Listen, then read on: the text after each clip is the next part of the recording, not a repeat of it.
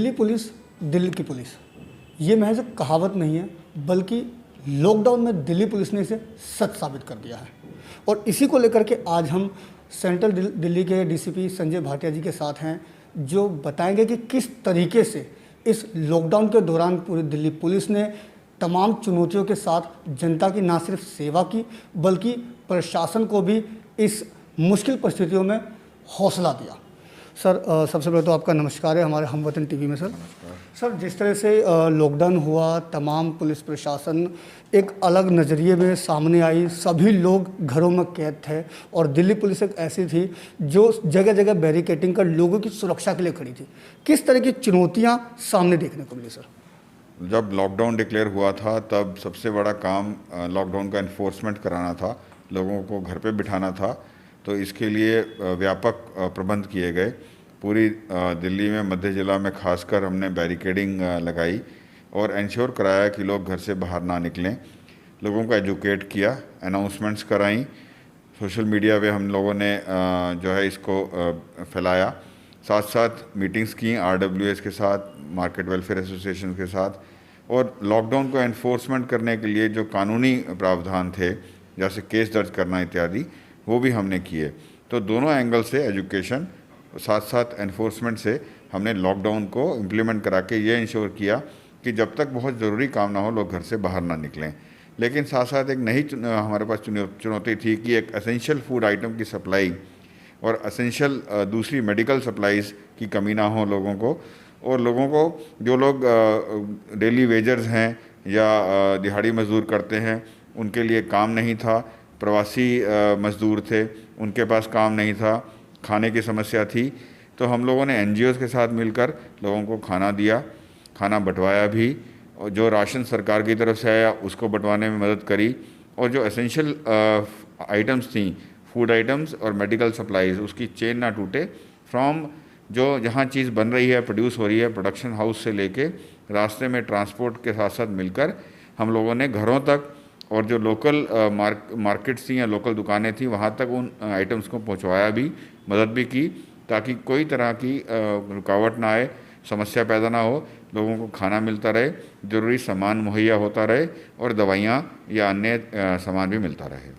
Sir, इस दौरान हमने कई जगह ये भी देखा कि कुछ लोग भी ऐसे भी थे जो इस चीज़ को नज़रअंदाज करते हुए सामने आ रहे थे और लगातार कई जगह बहस और इस तरह की चीज़ें भी देखने को मिली। तो उस परिस्थिति को किस तरीके से किया गया, हल किया गया और किस तरह से उसका समाधान निकाला गया? सर, मैंने आपको बताया कि कानूनी प्रावधान था, हमने केस दर्ज किए थे। लोगों पर जो कानून में वह व्यवस्था की गई है उनके खिलाफ कार्रवाई करने की, वो की।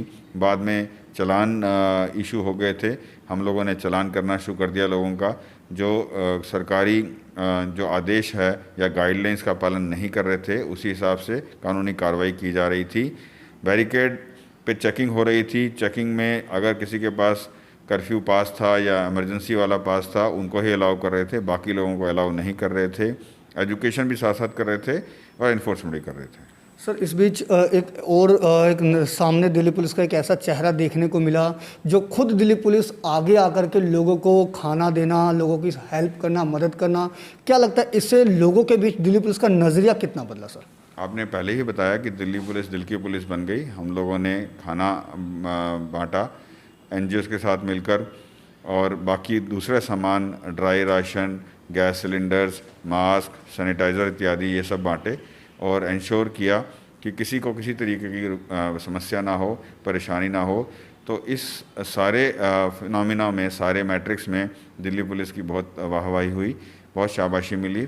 दिल्ली पुलिस लोगों के करीब हो गई, दिल को छू लिया लोगों के, और बहुत प्रशंसा मिली। हम लोगों को बहुत संतुष्टि भी मिली साथ साथ लोगों की सेवा करने में, और एक तरह से पूरी दिल्ली पुलिस का मान बढ़ा।